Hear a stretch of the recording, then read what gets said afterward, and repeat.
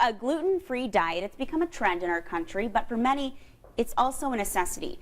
Millions are allergic or intolerant to all sorts of gluten found in things like bread, pasta, cookies, even salad dressings. But they are finding you can go gluten-free and still enjoy many foods. That's the idea behind this weekend's Gluten-Free Fest at the Indiana State Fairgrounds. And here to tell us more about this is Melissa Paul from Good Grains Gluten-Free Bakery and Alexis Pettyjohn from Nature's Farm. And look at all this beautiful stuff in front of us, proof that gluten-free can be delicious. And you do have a gluten allergy. How did you learn that? Trial and error. We had a hard time getting a diagnosis, which is pretty common. My daughter was also having health problems, and my neighbor had suggested it, and I did the research, and we tried it for 2 weeks and saw a huge difference. So it was obviously the issue. So we've been gluten-free for about 4 years now. So big, drastic changes to your diet. What do you have to do? Initially, it was pretty shocking because everything I thought I'd go home and make for supper was out. It's not too bad once you start revamping. There are more resources available now, and it's gotten a lot easier just in the past 3 years. There are more ready-made meals and things like that available, and restaurants are more in tune with it now also.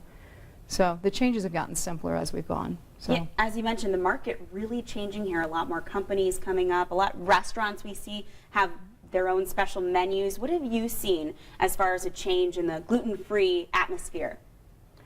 I find more of the restaurants are taking it more seriously as far as cross-contamination issues, because it is very real. And just, I don't know, the quality of the food's getting a lot better. And you've got your own bakery. Yes. Tell us about that. We're located about 15 miles south of Fort Wayne in Roanoke. We use all whole grain evaporated cane juice for a sweetener.